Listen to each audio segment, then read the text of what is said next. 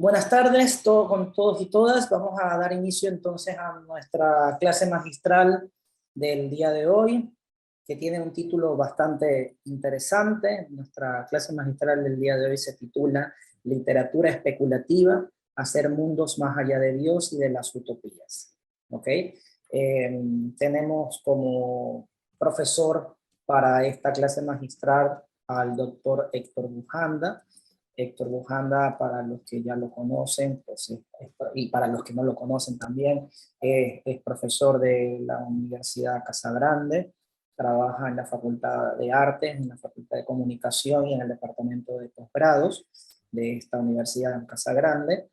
Héctor nos acompaña desde Milán, Italia, así que allá tienen unas cuantas horas más que aquí, en Ecuador.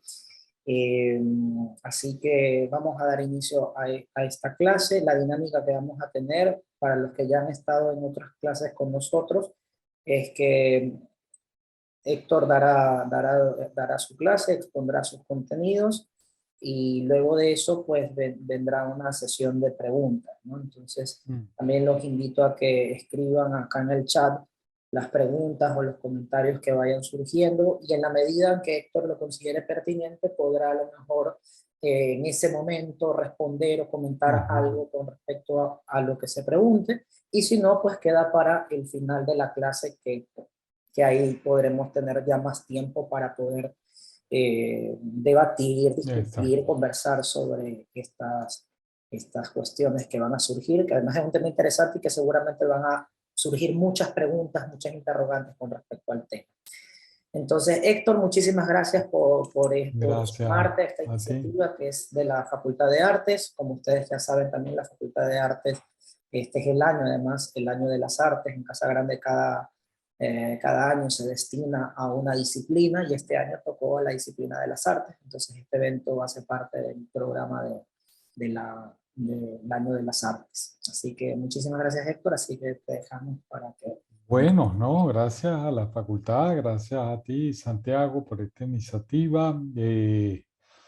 Bueno, a ver, vamos a empezar a tratar de aclarar un poco las condiciones en las cuales voy a tratar de hablar de este tema que además como todo tema que tiene que ver con un género como este, que tiene tantas maneras de abordarse, que tiene ya casi 200 años, un poco más de 200 años, si pensamos que el Frankenstein de María Shelley es como el texto fundacional del género de ciencia ficción, de literatura especulativa, etcétera, de cientificción, como se le llamó alguna para una época, de la literatura de anticipación, es decir, ha habido muchas maneras de abordarlo. Es un género, además, como vamos a ver, muy imbricado en un género de nicho desde sus inicios, es decir, contagiaba a cierta gente, a tribus, circulaba por revistas, es decir, es una comunidad, la gente de ciencia ficción es como una comunidad bastante de lectores bastante cerrada, fanática, seguidora, y eso ha hecho que también el género, por sus implicaciones, su importancia, tenga una relación muy estrecha con las industrias culturales, ¿no? De hecho, les pasé por acá por el chat el paper más reciente que hicimos el grupo de investigación en comunicación y digitalidades de la universidad, los profesores Tina Cerega, Carlos Tutibén, Carlos Galarza y yo, sobre las narrativas audiovisuales del Antropoceno, una lectura de cartas del tarot a la subjetividad del fin del mundo. Fue una primera etapa por tratar de responder a las preguntas de por qué en el fondo se ha impuesto pues, el relato del fin del mundo o el relato apocalíptico en esta época del siglo XXI como un principio epistémico, ¿no? Tenemos que pensar a partir del fin del mundo, qué alternativas hay, qué otros mundos podemos crear, etcétera, ¿no? Entonces, hoy la ciencia ficción está parada o sea, la ciencia ficción o la literatura especulativa está parada en un lugar central de la cultura y de la reflexión. No solo ya es un género literario que genera su propia crítica, su propia lectoría, sino también es un género que es citado en la teoría crítica, en los pensadores de la tecnología. Es decir, la ciencia ficción ha permeado el discurso teórico sobre el futuro, el discurso especulativo incluso de la teoría, después de la crisis ideológica, etcétera. Entonces, es un acercamiento que tiene que ver con toda esta búsqueda de reflexión por tanto hoy vamos a hacer una especie de panorámica del género y sus puntos más importantes de inflexión, ¿no? Voy a permitirme acá compartir la presentación. Espérense un momentito.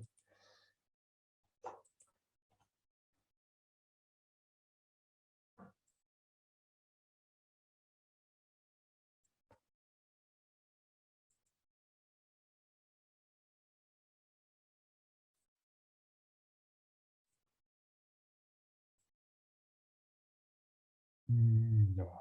Espérense un momentito que está como...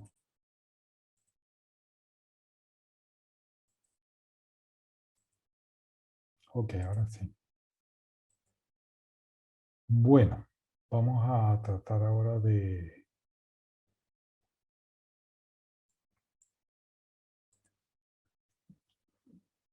Sí se ve, ¿cierto? Aunque se vea, yo la veo, no la veo completa. ¿Ustedes la ven completa ahí? Sí, yo creo que sí. No sé si pasa otra ¿Ven? diapositiva a ver si se ve todo, por favor. Sí, sí, está. Ah, sí, Todo, sí. Ujú. sí se ve. Ok, pues no Sí, veo. Ok. Bueno, esta es la propuesta, hablar del principio que mueve a la literatura especulativa, que como todos sabemos indaga o busca su mejor representación o su mejor solución creando o mundos alternativos o mundos paralelos o mundos que todavía no han llegado. Es decir, su terreno no es el realismo, aunque puede tener unos pies puestos en el realismo, en la realidad del hoy o en el sentimiento de hoy, pero en realidad su forma de elaborarlo implica que lo que estamos leyendo, lo que estamos viendo, no termina de ser el presente. Es decir, es un artefacto que por mucho tiempo nos hablaba del futuro lejano, futuro como Blade Runner, como 1984, que fue creada en 1949. Es decir, se buscaban siempre un ámbito imaginario donde las cosas algún día iban a concretarse de esa manera, ¿no?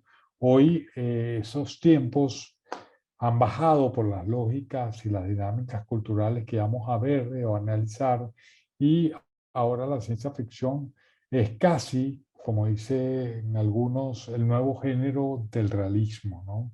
Y vamos a tratar de entender por qué la ciencia ficción se ha convertido en el nuevo realismo, ¿no? A mí me gusta, dentro de todas las posibilidades de definir la ciencia ficción, se conseguirán, quien busque hoy cualquier libro que tenga que ver con ciencia ficción, se conseguirá con definiciones diversas que se han dado a lo largo de la historia y las han dado los propios escritores. Cada escritor importante, tipo Asimov o tipo Philip K. Dick, tienen su propia manera de definir el género y lo han definido porque es un género que se mueve tanto que prácticamente cada autor necesita definirlo, ¿no? Y que poco en la lógica que Borges planteaba de los precursores, en el caso de la ciencia ficción pareciera que el escritor necesita hacerse el propio precursor, ¿no? Y todo el mundo está más o menos tratando de fundar el género con su obra. Y por eso hay tantas reflexiones por todos lados. A mí me gusta la de Miquel Barceló, un intelectual español que ha producido varias y curado varias antologías de ciencia ficción, ¿no? En este caso tiene que ver concretamente con su manera de definir la literatura especulativa, ¿no? Y Miquel Barcelona nos dice, en definitiva, ocurre que en las narraciones de ciencia ficción se intenta responder a la pregunta ¿qué sucedería si? En la que se analizan las consecuencias de una hipótesis que se considera extraordinaria o todavía demasiado prematura para que pueda presentarse en el mundo real, ¿no? Ese qué sucedería si tiene muchas formas de manifestarse, ¿no? Por ejemplo, pensemos en 1984, ¿qué sucedería si el mundo fuera gobernado por una sola instancia, el gran hermano? ¿Qué sucedería si en un mundo feliz el mundo entero fuera un lugar, un laboratorio de selección genética, de creación de casta, donde todo el mundo vive armónicamente gracias al consumo de fármacos y drogas, ¿no? Que es un poco la idea del mundo feliz, ¿no? Que todos estamos regulados por drogas, no es muy distinto, digamos, a la mentalidad que podríamos tener hoy en el mundo y nuestras aficiones a las drogas de todo tipo, blandas, legales, ilegales, etcétera, ¿no? Entonces, me gusta esta idea porque en el fondo nos obliga a pensar en qué sucedería si, este, y pienso, por ejemplo, en autoras como Octavia Butler, que le cambiaron un poco, le dieron un nuevo giro a la ciencia ficción, dándole un enfoque feminista, abiertamente feminista. El que sucedería sí está muy claro en sus cuentos, por ejemplo, plantearse hija de sangre, por ejemplo, que es una relación entre una especie de extraterrestre con seres humanos que están en una zona de reserva. Y en ese juego ella se pregunta siempre, ¿qué pasaría si los hombres salieran embarazados? Lo decía cuando este cuento lo escribió hacia los años 80, ¿no? Por supuesto, una pregunta que en esa época era impensable prácticamente, y con eso construye una realidad, otra, que era la realidad de estos seres en un planeta distinto, con humanos convertidos en una especie de vientres de alquiler, esos humanos son sobre todo hombres. Entonces, ahí hay un principio muy interesante de cómo el que sucedería sí funciona precisamente para hacer preguntas, para introducir un elemento que no altera completamente la realidad, ¿no? Altera toda la realidad cognitiva, moral, mm, de percepción del hombre presente, ¿no? Porque el cuento fue recibido en su momento pensando en, bueno, que es turbador que un hombre salga embarazado. Bueno, ya estamos cada vez más cerca de realidades como esa, ¿no?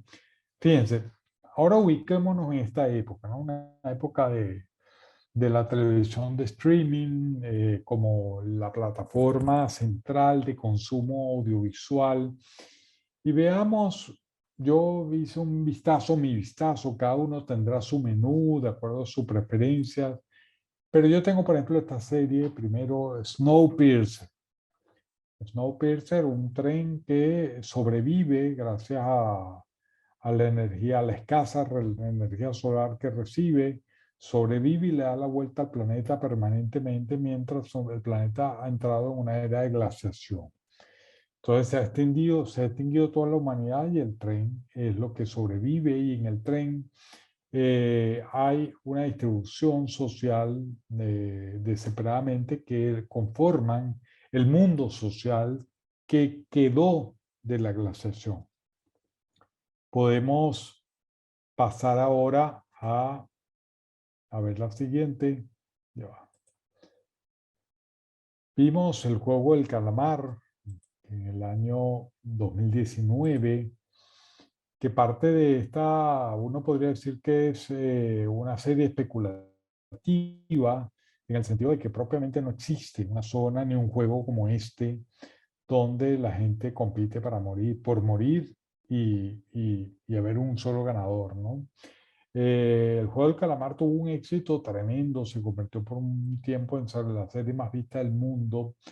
Y yo creo que en parte es porque es una serie que cuenta un poco la crueldad de esta época, la impiedad, digamos, el hecho de la dureza social que cada vez se manifiesta más en estos endeudados y derrotados del progreso, ¿no? Que todos son endeudados, etcétera. Series que ya está su tercera temporada, como Umbrella Academy 2019, que son, si bien es basada en una idea de superhéroes, estos superhéroes resulta que siempre están sobreviviendo a un momento apocalíptico, ¿no? Entonces aquí aparece el apocalipsis como el motor de ellos, la necesidad de moverse en el tiempo para poder eh, escapar al apocalipsis, ¿no? Esta no sé si la han visto en la serie coreana El Mar de la Tranquilidad, que es como una serie sobre una expedición que va a la Luna porque en la Tierra nos hemos quedado prácticamente sin agua y en la Luna hay agua y había una estación lunar, etcétera. Y al final es también con un aire muy, muy apocalíptico, pero hay también el ensayo de una nueva clonación, ensayos de clonación para adaptarse a las nuevas condiciones interplanetarias, es decir, para poder adaptarse a la Luna, a Marte, etcétera, ¿no? Esta Don't Look Up, gran película, estuvo muy, muy conversada y tiene esta doble naturaleza. Por un lado es la posibilidad inminente de un apocalipsis, es decir, que se acabe la Tierra por un suceso fortuito, es decir, que caiga un asteroide y aplaste, destruya la Tierra, pero también tiene la idea del hombre que migra, que puede llegar a alcanzar a migrar a otro planeta, ¿no? Y entonces de estos seres, aunque sea hacia el final, aparecen en otro planeta, ¿no? Y es una cosa que si uno ve en la historia de la ciencia ficción, se da cuenta que ya hacia finales de los 80 había mermado mucho la idea del viaje interplanetario como un tema de la ciencia ficción, ¿no? Porque habían bajado, porque la Guerra Fría se había acabado, porque empezaron a mermar los programas de desarrollo espacial, etcétera. Y durante los 90, bueno, prácticamente esto no movía la imaginación ni la cultura popular, ¿no? Está Stranger Things en su última versión, que a pesar de ser una serie retro, nos trata de contar cosas del presente, tipo la rusofobia, esta idea de estos monstruos que están como en la cuarta dimensión, etcétera, y que penetran en este mundo y salen de este mundo a través de vórtices, ¿no? Esto es un ejemplo clásico de cierta idea de la ciencia ficción ligada a la aventura, a las aventuras de diferentes tipos mezcladas, como el síndrome de la guerra de las galaxias, ¿no? Eh, Todo esto para contarles que hay un clima que es el de las narrativas del fin. Y estamos todos inmersos en ella. Y por eso decimos que la ciencia ficción, la literatura especulativa se ha convertido en el nuevo realismo. Es decir, está construyendo alrededor de nosotros un contexto donde podemos leer con mucha facilidad este tipo de productos, ¿no? Lo leemos porque estamos familiarizados, porque estamos entrenados, porque vienen uno tras otro, vienen en cadenas, como el Noir en la serie, el Noir escandinavo, islandés, es decir, todos tienen unas claves de género. Bueno, el realismo ahora ha empezado a hacer esta idea, que es una idea que mezcla futuro con presente, porque no hay ya propiamente futuro, porque estamos viviendo una época de expectativas reducidas. Si resumiéramos las tendencias fundamentales de esa cultura eh, digital o en streaming ligada a los relatos del fin del mundo, podríamos decir primero, hay un nuevo nihilismo.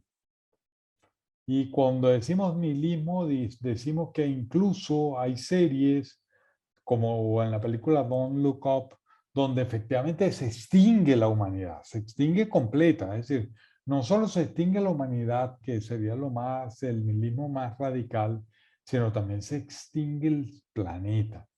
Entonces, se ha analizado mucho esta idea del poder metafísico, es decir, de ese relato del fin, es tan fuerte, construye tanto todas las metafísicas, no solo el espectador o el lector puede estar pendiente de borrarse este mundo porque este mundo lo va a atropellar, es imposible frenar sus fuerzas apocalípticas, sino que también va a desaparecer el mundo circundante. Esto es una condición de este tipo nuevo de relato, ¿no? De ciencia ficción un poco mucho más amargo y más negro.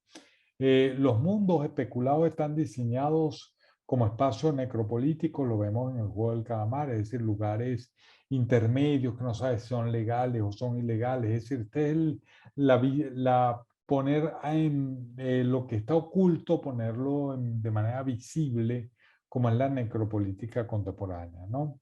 Han vuelto los viajes interplanetarios que no habían desaparecido, y esto tiene un porqué. Además, es decir, no solo salen Don't Look Up estos empresarios que encarnan a Jeff Bezos, a Elon Musk y a un grupo muy selecto de grandes empresarios digitales que trabajan para crear estas naves y para poder irse del planeta si ocurriera, ¿no? Que es un proyecto que Elon Musk tiene, ¿no? Terraformar Marte, por ejemplo. Entonces, lo vemos hoy en la película Life de Buzz Lightyear. Es el tema bueno, bien, en dibujo animado, pero otra vez estamos fuera del planeta, estamos en el espacio, es decir, este es el lugar ahora de la ciencia ficción. En diferentes series lo que nos hablan es de la biotécnica, la clonación, es decir, la modelación de nuevos seres humanos, de nuevas intersecciones, un camino que ya habíamos empezado con Blade Runner, el Cyberpunk, que es la aparición de nuevos seres intermedios, mitad orgánico, mitad máquinas, máquinas que son humanoides, humanoides que son máquinas, es decir, las fusiones de una cantidad de relaciones ahí, ¿no? Y el apocalipsis como impulsor de viajes en el tiempo, que es lo que pasa en Umbrella Academy, ¿no? Que ya no son los viajes desesperados de Elon Musk o de quien fuera porque la Tierra se va a acabar, sino que también hay una exploración de la física cuántica y una especulación alrededor de que si el hombre puede efectivamente eh, viajar en el tiempo y cambiar, viajar por la cuarta dimensión, como le llamaba H.G. Wells, de la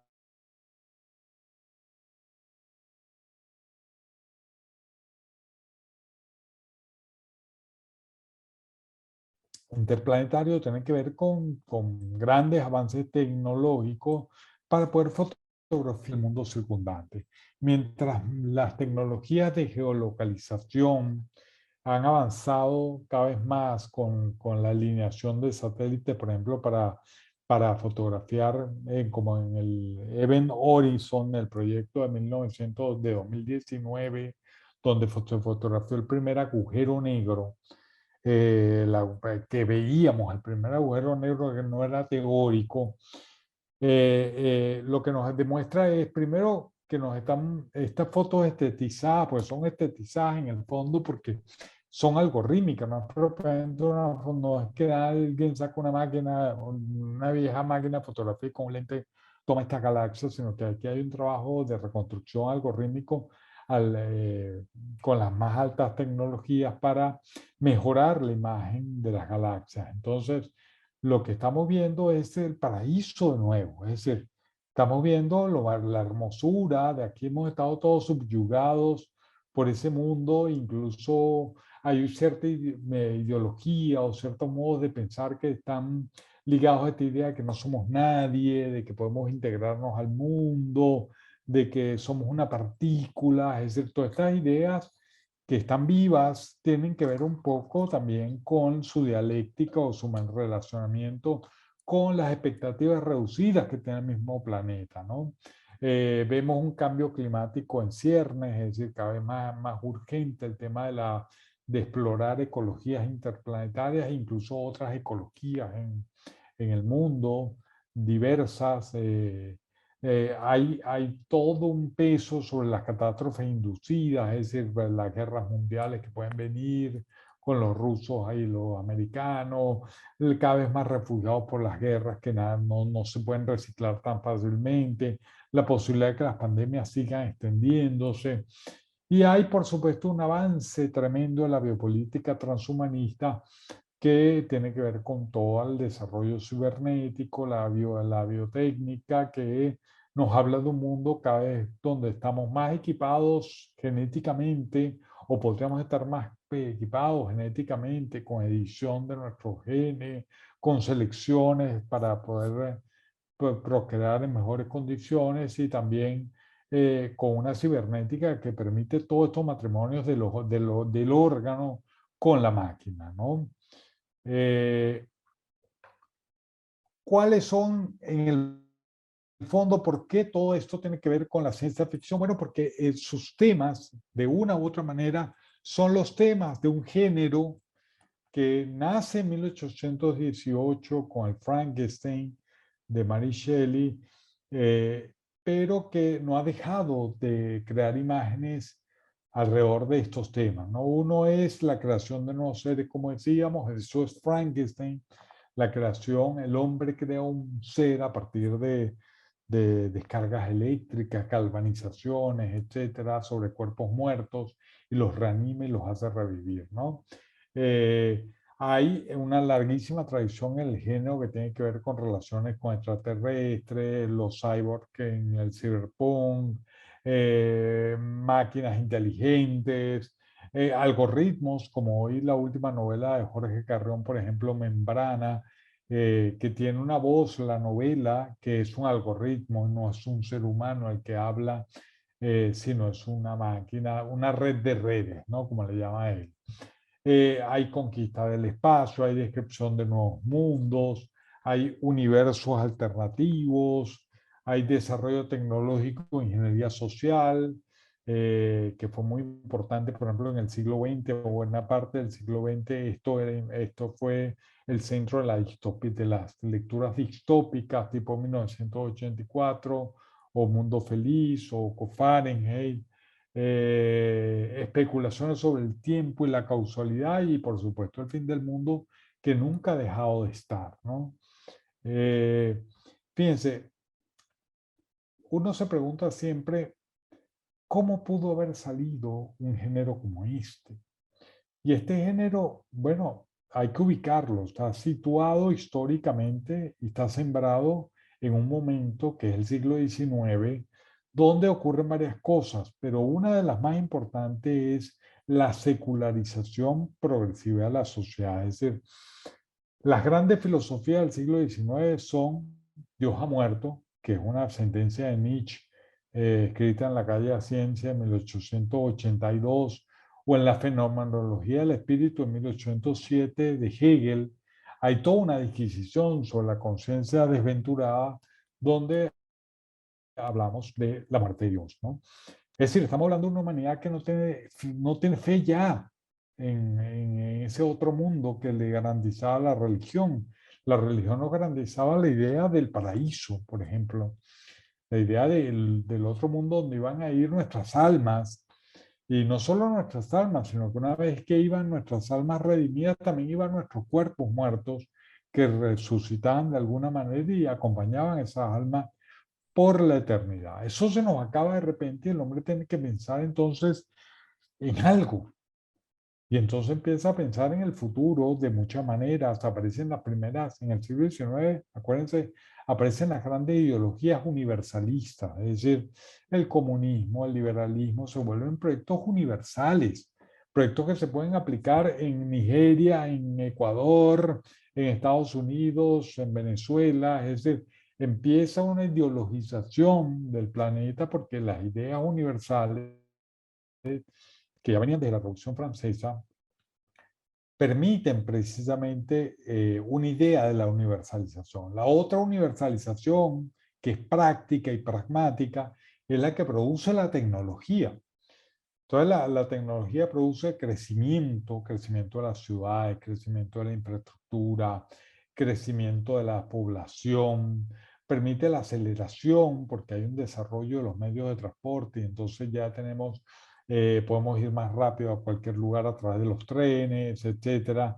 Y por ejemplo, este afiche que vemos aquí, que es el de William Hurt, que se llama Marcha de la Inteligencia, es una lectura que hace en 1828 bastante, es una sátira del progreso, ¿no? Y vemos ahí como un tubo, que es como una especie de túnel aéreo, vemos barcos, vemos carruseles, vemos la idea de la profusión de las máquinas ya en 1828 están creciendo, ¿no? Entonces, bajo la idea de la innovación, que también es ese aparecer de las máquinas, empieza a crearse un paisaje tecnológico que es muy propicio para pensar la ciencia ficción. Es decir, la ciencia ficción para distinguirse de la idea de la utopía política, es decir, para dónde va la política, para dónde va la sociedad.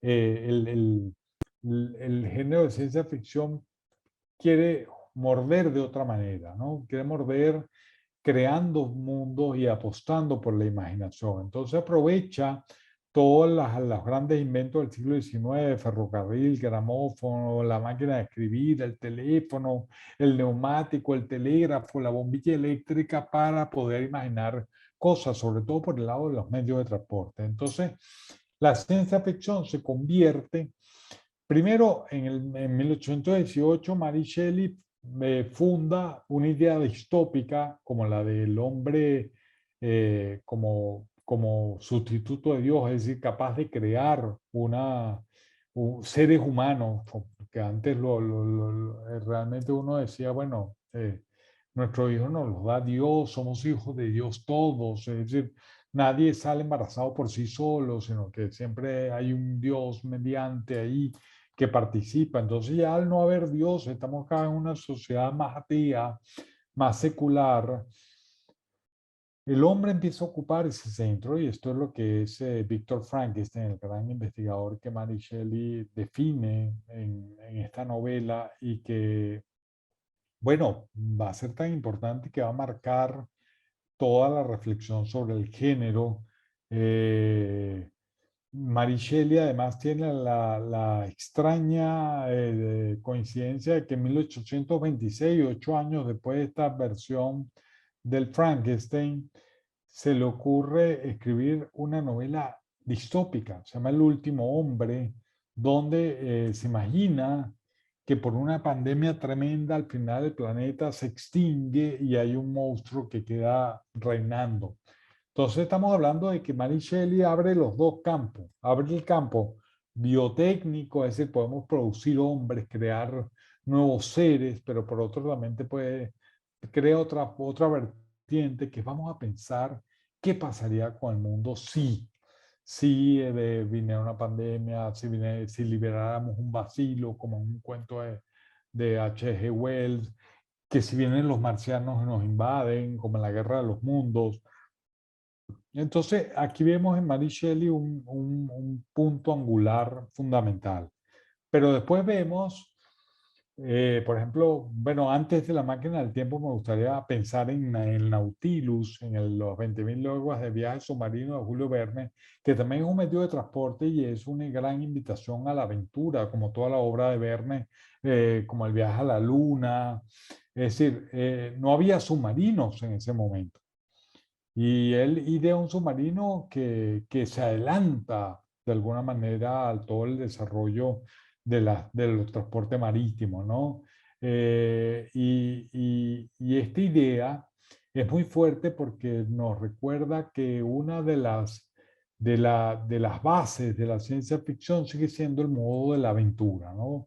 Es la aventura nada más que usando medios de transporte que no se conocen muy bien claramente, como la máquina del tiempo, o el Nautilus no han llegado, no se sabe que eso existe, pero ellos hacen aventuras como Ulises en la Odisea, es decir, se van a enfrentar a diferentes situaciones, a adversarios, a enemigos, etcétera, ¿no? Entonces, aquí hay una importancia que vale la pena pensarla, ¿no? La máquina del tiempo de H.G. Wells en 1895 nos permitió pensar en esa idea de la cuarta dimensión, que todavía la seguimos pensando y vemos de Umbrella Academy y estamos pensando en esta idea un poco que ya en el inicio ya H.G. Wells la había pensado. Y H.G. Wells lo importante es que, que, que se hizo muy aficionado de la ciencia y por ahí viene toda esa repercusión de que el género tiene que ser apegado a ideas científicas y técnicas, porque estudió con Thomas Huxley, el papá de Adolf Huxley, de Julian Huxley, y bueno, se permeó con un tipo que era darwinista, un hombre de laboratorio, y con eso publicó muchos artículos y novelas como La Guerra de los Mundos, Los primeros hombres en la Luna, el hombre invisible, es decir, aquí está un arsenal que pone a la ciencia ficción a pensar que si tanto en su solución distópica o su solución no distópica, en el fondo saluda las nuevas tecnologías, los nuevos inventos, es decir, es una gran invitación a la aventura, a vivir la aventura que nos ofrece la tecnología. Es una época dorada de la ciencia ficción, aún sin que se supiera muy claramente que ese era el término con el cual se definían este tipo de textos, ¿no? Eh, Ahora, viene el siglo XX. Y el siglo XX es muy largo de contar, es muy intenso en términos de género, pero sí me gustaría pensar en varias cosas. Una, el género hacia los años 20 se empieza a consolidar y se consolida porque empiezan a producirse revistas especializadas, hay un culto hacia los autores, hay una reflexión incesante sobre la ciencia ficción y sus diferentes términos.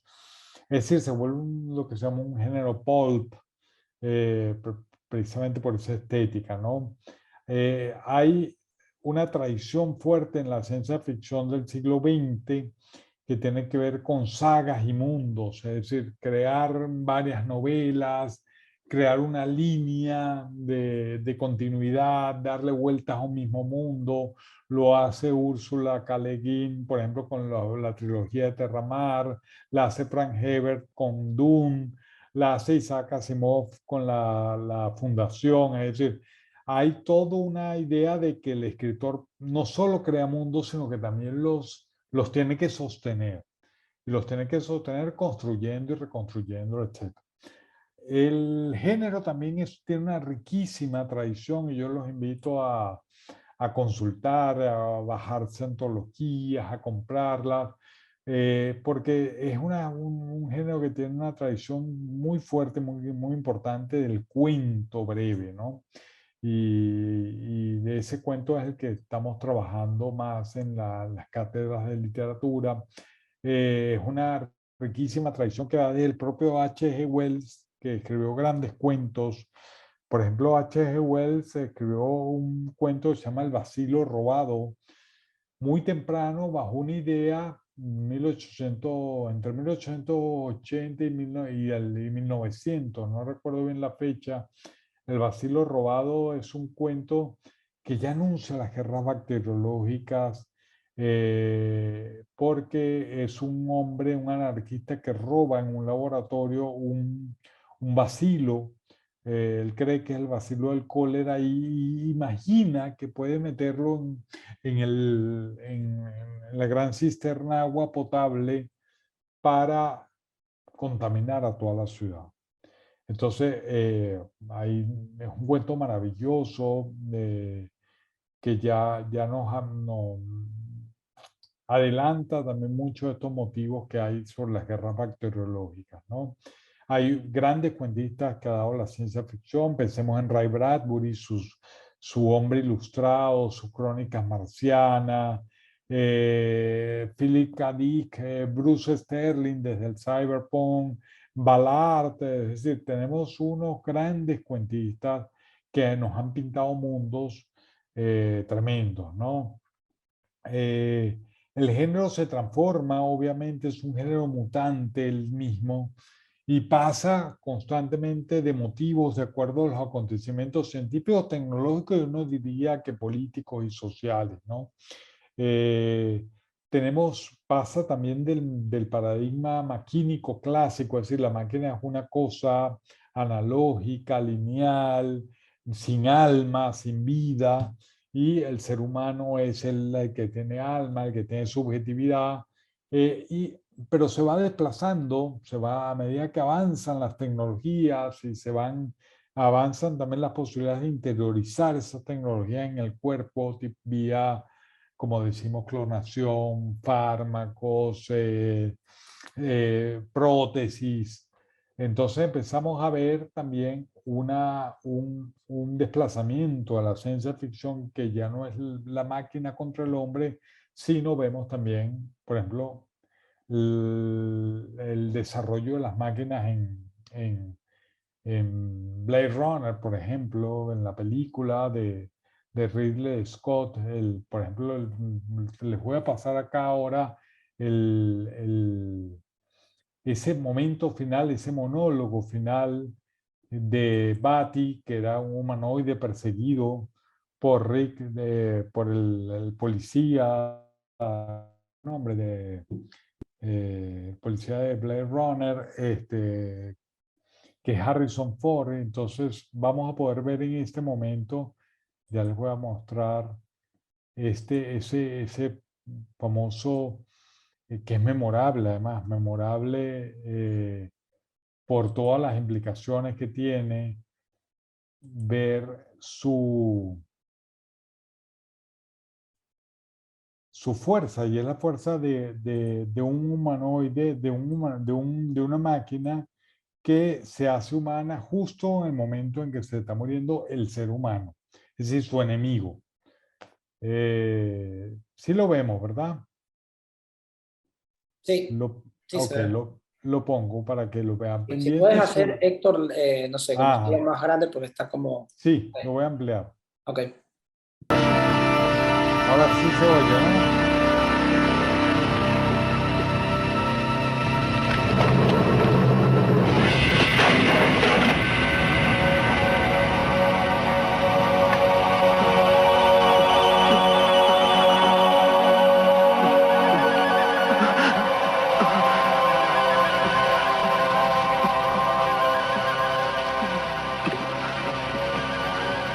Es toda una experiencia vivir con miedo, ¿verdad? Eso es lo que significa ser esclavo.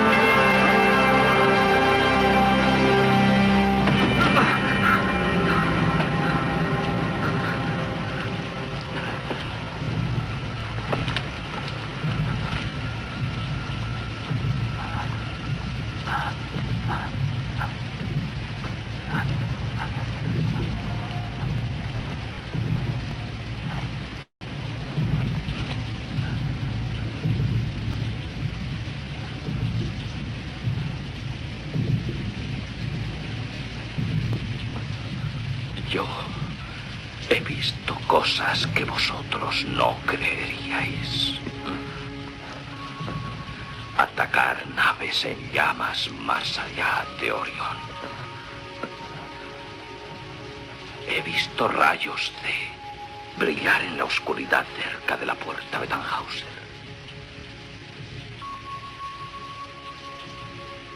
Todos esos momentos se perderán en el tiempo. Como lágrimas en la lluvia. Es hora dónde morir.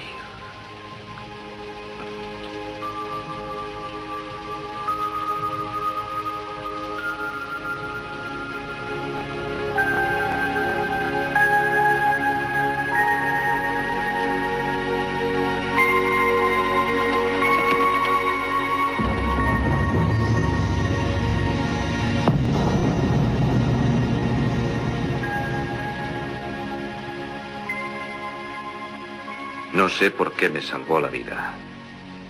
Quizá en esos últimos momentos amaba la vida más de lo que la había amado nunca.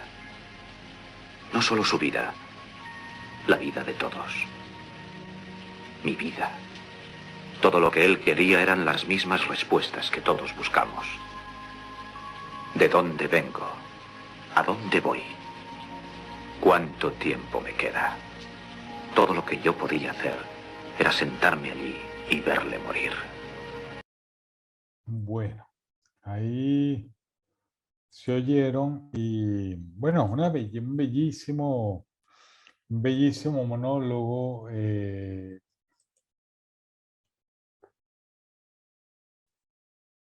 Bellísimo monólogo porque, bueno, el replicante, que era una máquina, todos pensábamos que el hombre no era hombre, era una máquina.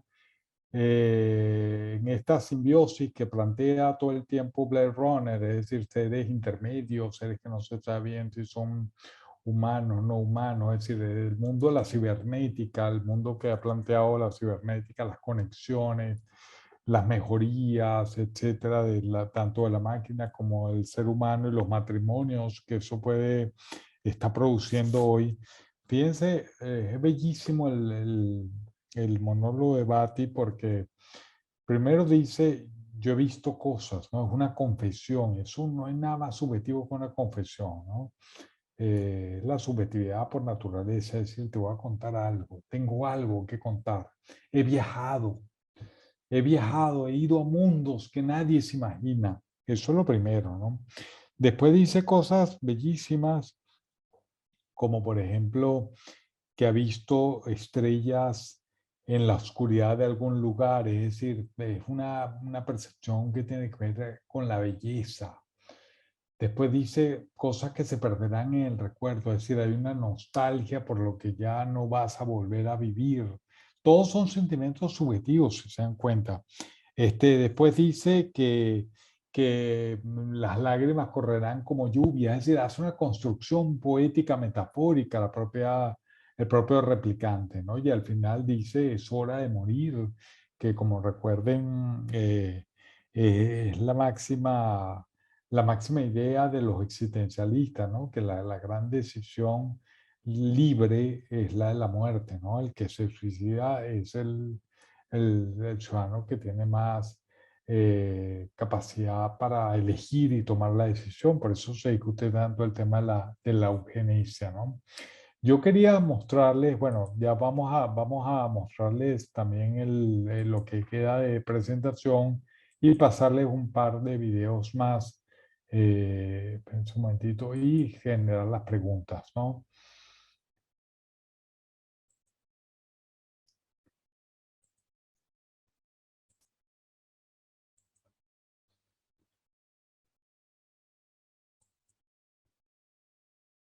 Bueno, como decimos, es un género que, que va de lo maquínico a lo tecnoorgánico. Blade Runner nos muestra precisamente ese momento en que el humanoide, el replicante, se convierte en humano, es indiscernible, es imposible de saber quién es la máquina y quién es el ser humano, ¿no? Y es un poco esa tradición en la que, por ejemplo, hoy se manifiesta en una novela tan exitosa como Membrana de Jorge Carrión, precisamente porque ya no se sabe exactamente si el algoritmo es subjetivo o no es subjetivo, ¿no? Todo el siglo XX, la novela pasa de la distopía, del control totalitario, que es 1984, por ejemplo, y va a terminar y desembocar en toda la tradición transhumanista, es decir, estos matrimonios hombre-máquina que complejizan el universo de la vida, ¿no?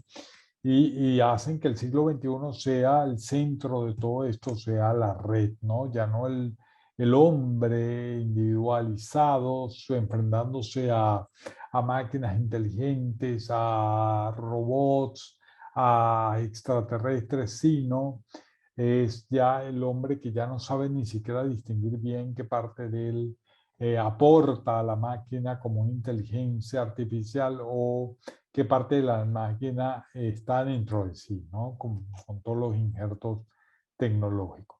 Aquí está la gran obra de George Orwell, la película Redford, famosísima, obra del año 1949. No olvidemos que el diseño que crea Orwell en el 49 habla de pantallas, de que pantallas que pueden ser parecidas a la de la televisión, que no solo proyectan o transmiten, sino que también pueden recibir. Es decir, es como las pantallas inteligentes hoy de un celular, y por eso te vigilan a través de la pantalla, ¿no? Y por eso puede mirarte la persona, el gran hermano, sabe o no sabe de ti. Ahí está, en esta imagen, la distinción clásica antes de todo esto, de todo el desarrollo cibernético, la confrontación máquina o tecnología con la subjetividad, ¿no? La subjetividad que es humana, que es la singularidad propia del hombre.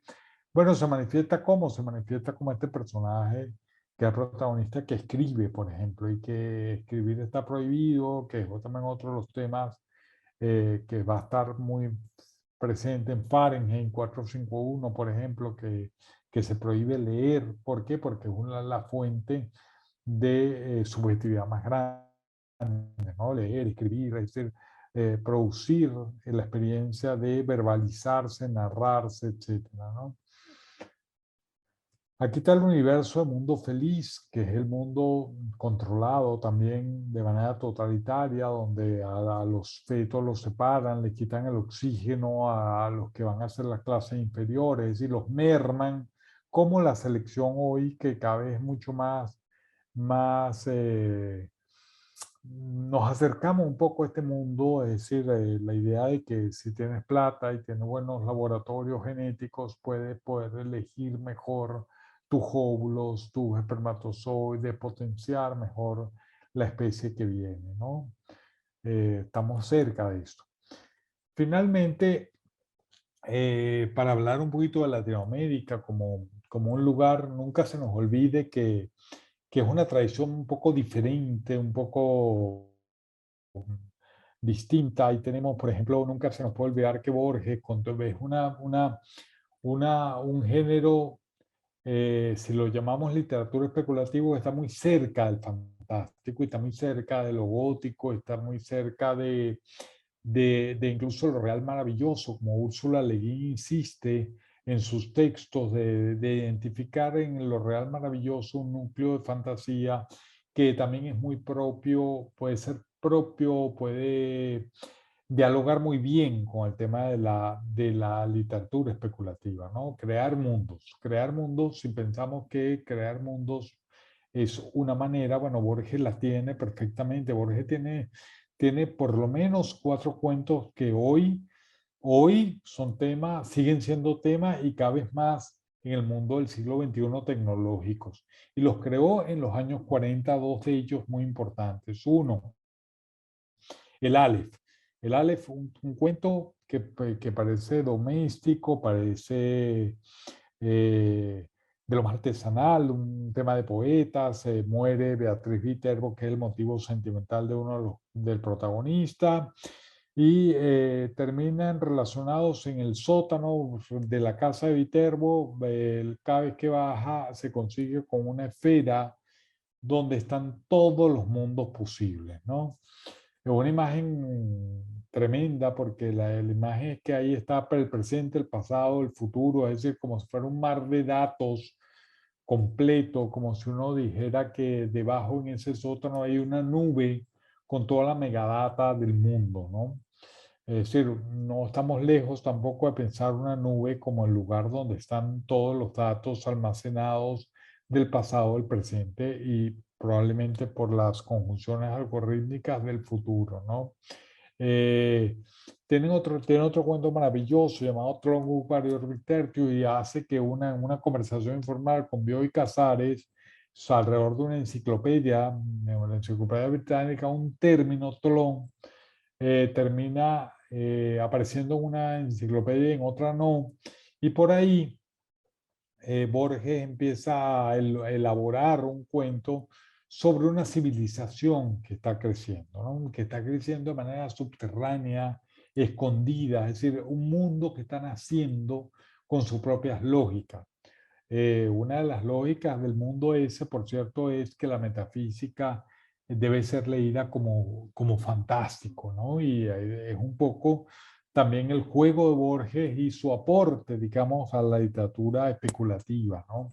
Eh, Tiene un par de cuentos más. El libro Arena, por ejemplo, un vendedor le toca la puerta, llega, le vende un libro y cuando abre el libro es infinito. El libro pasa una página y pasa de la página 5 a la página 15.000. Cuando te vuelves ya a la página no puedes devolverte a ella, es decir, no es lineal el libro y el libro todo el tiempo va cambiando, ¿no? A medida que lo mueves, él cambia.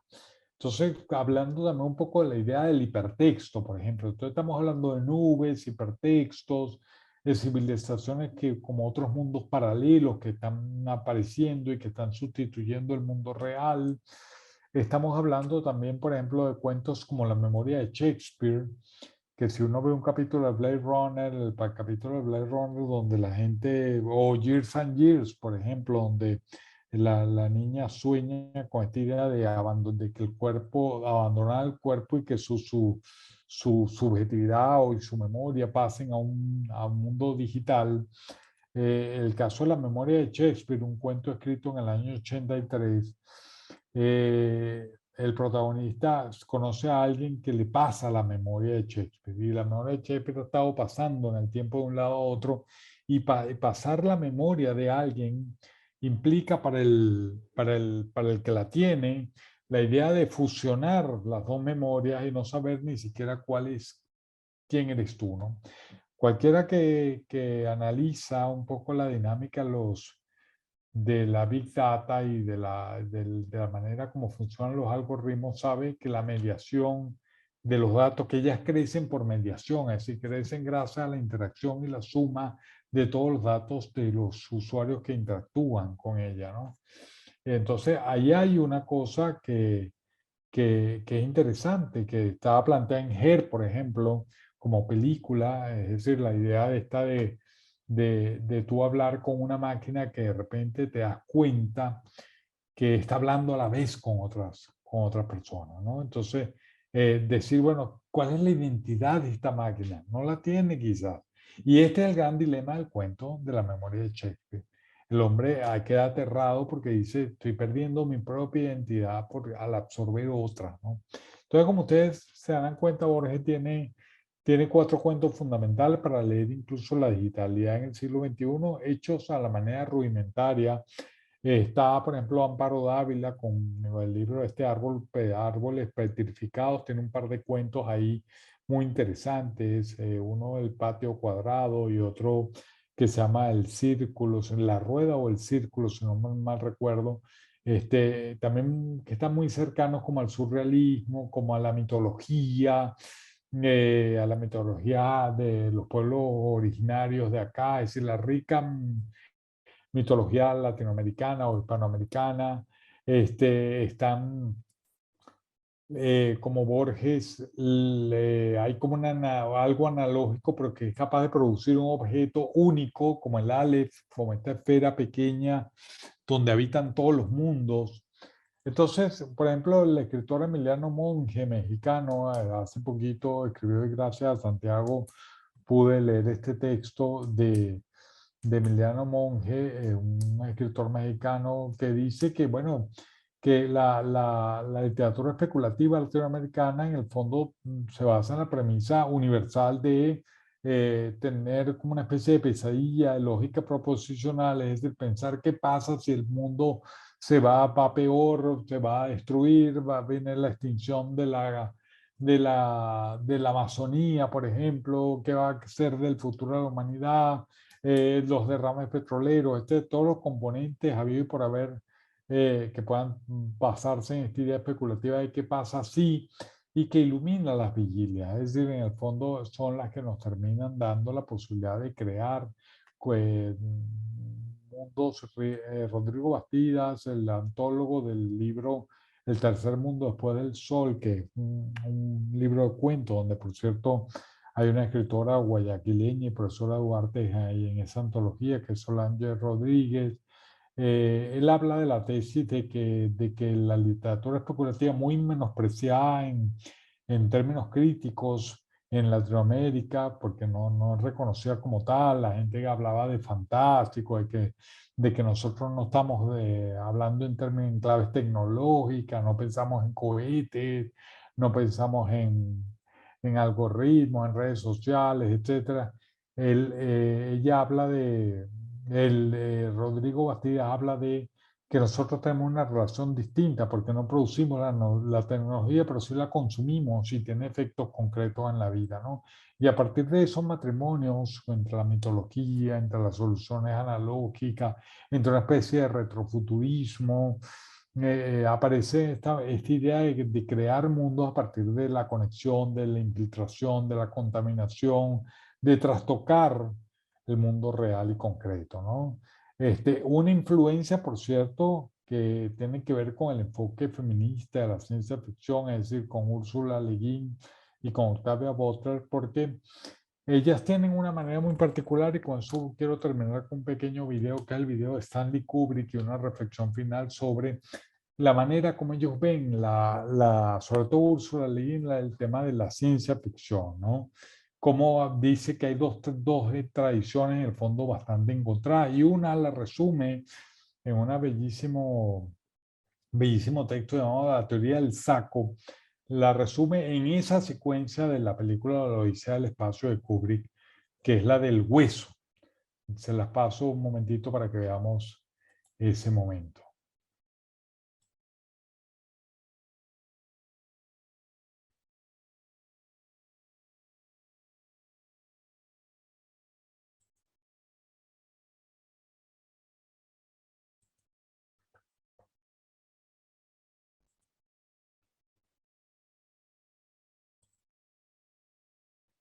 Dura unos minutitos, pero veamos muy pendientes con lo que hace el mono y pendientes con este primate con lo que hace y toda la gestualidad y todo eso, ¿no?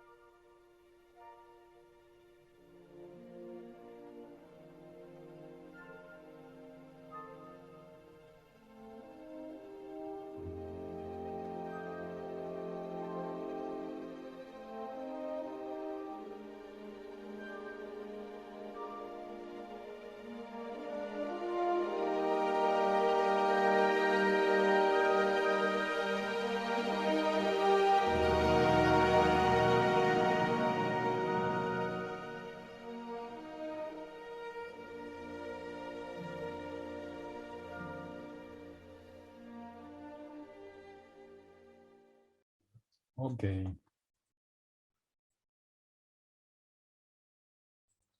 Fíjense, Úrsula le digo, esto es considerado la elipse más importante que ha dado la historia del cine, ¿no? Pasamos de la época primitiva, la idea de los primeros homínidos, a con el hueso lanzado al aire, llegamos a la era espacial, ¿no? Y estamos ya ahora viajeros interplanetarios, ¿no?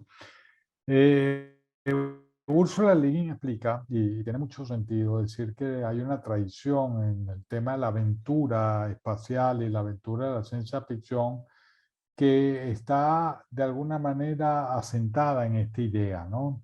Esta idea de los homínidos carnívoros. Fíjense que todo comienza con el homínido cazador que destruye la osamenta, ¿no? Y en el fondo lo que está ahí planteado, como dice ella, eso era una porción minoritaria de los homínidos, ¿no? Que los homínidos eran esencialmente recolectores de alimentos en las sabanas, entre árboles, en bosques. Es decir, que lo más importante para el recolector es el saco, el recipiente, la bolsita donde uno puede meter las cosas que recoge, los frutos, las hojas, llevarlas a casa. En cambio, el cazador tiene que usar herramientas de ataque, penetrar, golpear. Entonces dice que hay un patrón que pues, obviamente es el patrón del patriarcal, ¿no? Que es el, el macho alfa, el ofensivo, el guerrero, y que nos conduce al relato del héroe, ¿no? El héroe en el que caza, el que vence en la batalla es el héroe, ¿no? Entonces el héroe es un motivo central toda la tradición de la literatura de ciencia ficción, como en otros géneros, ¿no? Desde la épica para acá el héroe es muy importante, ¿no? Y la tragedia también. Entonces, claro, el tema es que ella dice, la humanidad, el relato que se ha contado desde siempre, es que la aventura la hacen los cazadores, los batalladores, los héroes. Y se ha dejado muy poco espacio a el tema del que recolecta, el que se integra al bosque, el que entiende, el que dialoga con otras vidas, el que complejiza, como dice ella, que reivindica la sustancia del barro como una manera subjetiva de ser, es decir, adaptarse a los otros. Y eso es un poco su trilogía, sobre todo la de Hanisch, lo llamada la trilogía del mundo de Ecumen, que es toda una exploración sobre esta idea del hombre semilla, el hombre saco, ¿no? El hombre recolector. Es decir, es el humano que busca formas de comunicarse y no de asesinar, aniquilar, conquistar. Ella ha hecho mucho énfasis en esta idea de que una fuerte tradición de lo aventurero espacial se basa en el héroe que vence, que el héroe que termina aniquilando y conquistando planetas, mundos, etcétera, ¿no? Eh, bueno, yo con eso quisiera dejarlos, escucharlo un poquito, ya que se nos está acabando el tiempo. Bueno, yo ahora les doy las gracias por su presencia acá.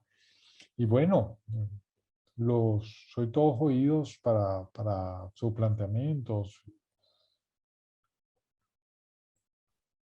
Bueno, ya saben entonces que pueden anotar ahí sus preguntas o comentarios en la sección acá del chat, si es que tienen algún comentario que hacer o pregunta también. ¿Ok? Bueno, yo quería preguntarte, para empezar un poco la conversación, eh, aunque ya tú igual hiciste una panorámica así como bastante amplia de cómo inician estos primeros trabajos desde lo especulativo. Y no sé, por ejemplo, ahí mencionaste en algunos de América Latina también, como Borges y Amparo Dávila, y no sé tú si es que has podido, no sé, si tú has podido, digamos, como ver o leer sobre si es que existe o qué tan desarrollada se encuentra trabajos de literatura especulativa a nivel nacional, o sea, a nivel de Ecuador, De Ecuador, bueno, Echaña. lo que veo que Solange Rodríguez ha sido muy citada, de hecho en el trabajo de Emiliano Monge la citan. Yo no he podido tener acceso a sus libros, me encantaría poder revisarte. Me quedé con el cuento de la antología que la rescaté ayer, antier, la conseguí, y pienso leerme el cuento que tiene ahí, ¿no? Me parece una cosa maravillosa que autoras ecuatorianas estén siendo promovidas ahí. Yo he leído a la argentina Samantha Schweblin y sí, obviamente tiene hasta distancia de rescate, podría ser tomada como una pequeña novela especulativa, ¿no? Esto es otra cosa en términos narrativos, para plantearse un dilema, un suponer, un como si, vamos a ver qué pasaría en el mundo si yo introduzco un Aleph, por ejemplo, como lo hace Borges, cómo afecta al humano esto, cómo lo afecta a estos personajes. Hay también una idea, en el fondo el recurso no va por la poética, va por, como dicen los formalistas rusos, va por el extrañamiento. Es decir, tomamos distancia de lo real y lo concreto para poder introducir en él un elemento que afecta a todas sus relaciones, ¿no? Un elemento cualquiera que está dotado de algún poder, de algún don, de alguna función y afecta a las relaciones sociales. Eso me parece muy interesante como esto, que tengan claro que el distanciamiento es como un recurso válido, muy válido en la ciencia ficción para conseguir sus efectos, ¿no? Bien, sí, sí.